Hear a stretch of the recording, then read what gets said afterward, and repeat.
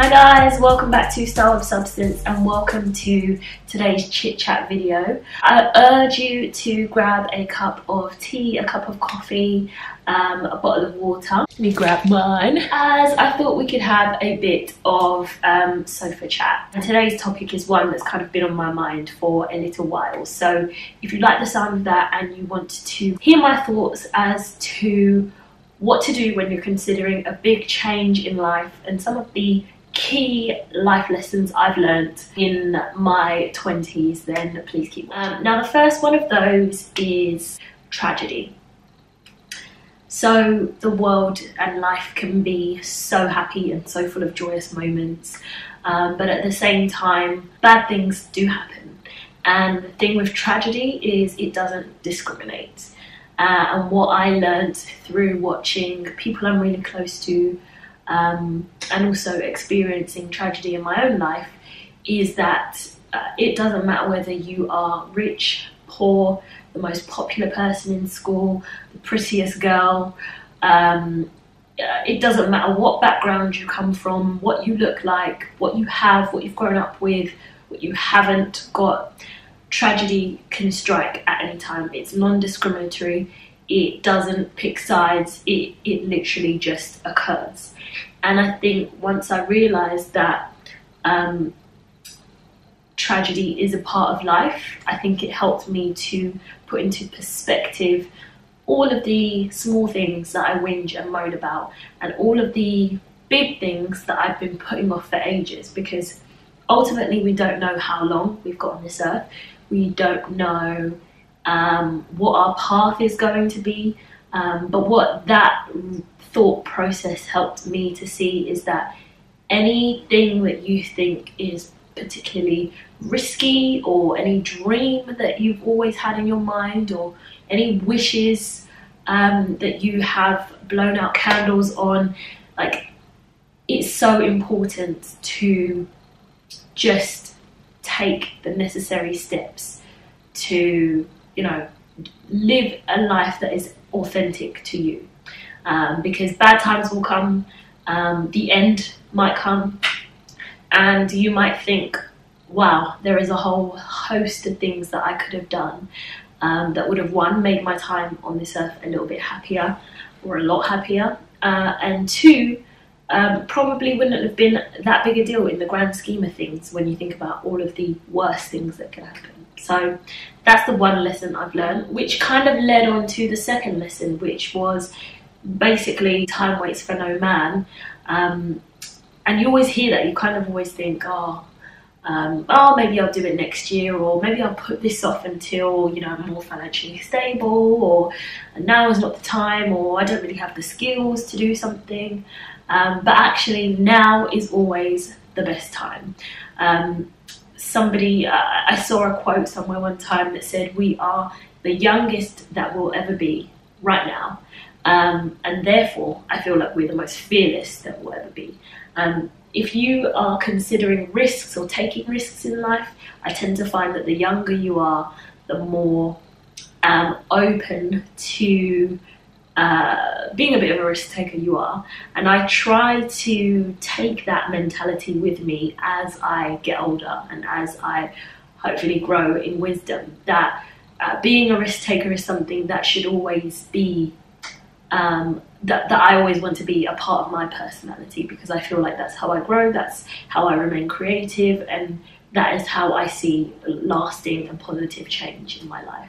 So now is always the time to act. I think that we can get hung up on not having the resources or the skills or the knowledge to do things now, but until you start, you really don't have the motivation to kind of go out and gather everything that you need to do whatever it is you're trying to do. Now is always the right time, the best time, the easiest time, and ultimately the perfect timing for whatever it is that you're trying to have come to pass. With that, I've kind of had to adopt the mentality that what's the worst that could happen? Like, I think we allow fear to paralyze us and keep us in a constant state of stillness. And I think to be, you know, fully functioning and contributing human beings, we always need to be in a state of growth. And I don't mean like, you know, setting goals, you're going after your goals constantly, you're never switching off. No, I do find peace and stillness and in enjoying the moments and enjoying being in the present. But at the same time, I think we let fear stop us from doing some of the things that, you know, we should have been doing a long time ago. And to that, I always think, what is the worst that could happen? Like, if you're chasing a dream, if you're chasing a career, if you're chasing after the love of your life, like, the worst that could happen is rejection. And rejection is not always a physical pain. Like, it is a feeling, it's momentary, it's fleeting, and it won't last. No, somebody saying no is the worst that could happen. Or failing and having to start from scratch. Well, to be honest, where you are now is basically starting from scratch. So what real difference would it make? So I always think to myself, if I'm trying to make a big change and it's a huge undertaking on my belief and on my faith, I always think, what is the worst that could happen if this doesn't go the way that I want it to go?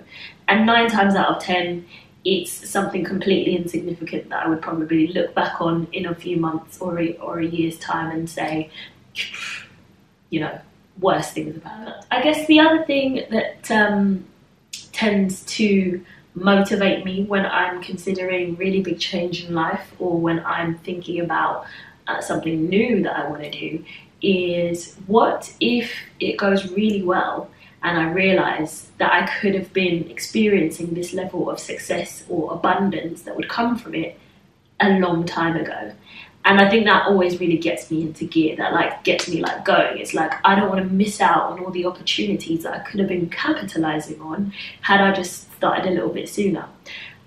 Which is actually a more positive stance to take than what's the worst that could happen, because it gets you in the mood for thinking about all the great things that could come from whatever it is you're considering doing. So that's always a really great way, and that's something I've learned very recently, actually. I think I was reading a book, and I'm going to say it's The Success Principles by Jack Canfield, which I'm reading now. But one of the books I've read recently, which basically said that, you know, you could be top of your game in whatever this thing is. You could be an expert. You could be somebody that takes to it so naturally, and you realise that this is something that you were supposed to be doing for the whole of your life. I'll give you like a really personal example. So growing up, I always loved English, I loved creative writing, I loved storytelling, poetry, loved all of that. Aced English at school and wanted to continue it on, but I think I got to like A levels and kind of dropped it and lost my love for it and stopped writing completely. It wasn't until, I think, to be honest, these things always, for me, they always happen like as a sequence of events. So I'll either been chatting to my mum or talking to somebody or rifling through some old things, and I came across an anthology of poems from young South London writers, one of which was me. And I read my poem, and then I was like flicking through my Facebook at another time, and I used to write it. Facebook used to have this feature called Notes, where you could just jot down your random thoughts or you know, prose or writing, and I've written a few poems on there. Not like anything rhymey, but just like really thought-provoking type pieces. And I read through those, and then it struck me that I really used to have a love for this. And I remember in my English exam kind of getting to, I remember the exam being really long, like 3 hours or something like that. And I remember just putting my pen to the paper and just writing away, and the time just disappeared. And I remember that feeling so vividly, because it was almost like I would put my pen down, but the words that would appear on the paper were almost not coming from me.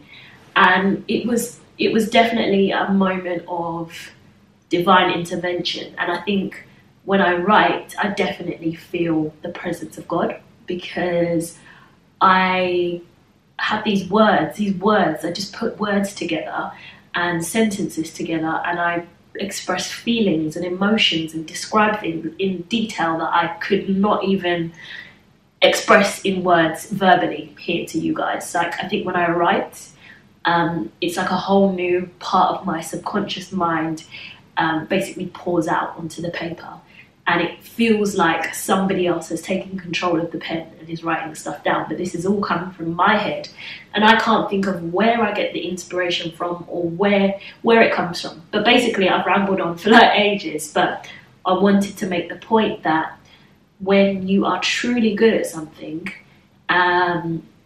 you need to just go for it. And I think what those experiences and looking back at some of those times taught me is that pursuing my writing is something that is probably a missed opportunity. That's something that I probably could have been capitalizing on a lot earlier on in my life. Now, don't get me wrong, I have gone on to write a book, which I always link in the description box below. It's all around the law of attraction and my hacks to kind of applying it to all different areas of your life, which is available on Amazon. So I am a sort of Amazon published author, but it kind of pushed me to say, you know what, it's time to awaken the writer in you.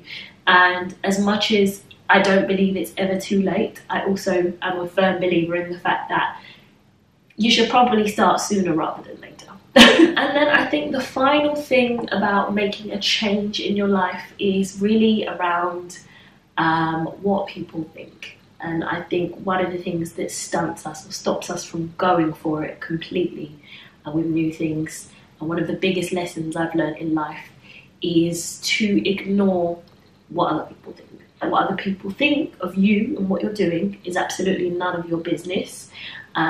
Your only responsibility is to uphold your own happiness and go after the things that you truly believe in. And you know, I just kind of I was thinking about ideas for this video, and I came up with the phrase that the naysayers are often the nay-doers, basically meaning that people who have negative things to say about what you might be doing tend to not be doing a whole hell of a lot in their own lives. So if those are the people that you want to listen to and take advice from, then you will often find yourself in the same position as them, which you probably don't want. So if you're trying to make a big change in your life, one of the things I've really learned is you have to block out all the noise. And in fact, sometimes what I do is I actually don't tell a lot of people. Having a YouTube channel makes that very difficult, because I feel like I go on these journeys with change a lot, and I feel like I need to share it with you guys. But I think if you're not somebody who does vlogging or, you know, shares a part of their life on the internet, then I think a very good way of protecting your dreams and protecting your vision is to not tell people about it, especially small-minded people. And sometimes you don't know who those people are until you reveal, you know, your innermost desires to them, and they come back at you with reasons why it won't work, or facts around, you know, the percentage of people who have tried what you're going to do and failed. Like, that's not what you need to be hearing, because what you're not hearing are the success stories from people who have gone forth, people who are like you, people who have your same drive and your same willpower and gone on to make it work. What those people don't tell you is that they have those opinions and they've had those feelings based on perhaps situations where they've attempted to do something and it hasn't necessarily worked out, or their own fears or their own limitations on themselves. They are not you. They do not live in your head. They do not know your heart. And the only person who really knows your true potential is you and, you know, the powers that be. So whether you believe in God or are a Christian like me, whether you believe that in the universe or whatever, only you and that higher power know what your true potential is, and half the time even you don't know. So leaving that judgment to another person and letting that judgment impact whether or not you go ahead with your goal is completely damaging. So I would definitely say one of the key things that I've learned in order to protect my vision is not to share it with everybody. I have a select group of people who I can voice my dreams, hopes, aspirations to, and I know that the only thing I'll get from them is support, encouragement, motivation, and just positive, well wishes, basically. I'm so thankful for those people in my life.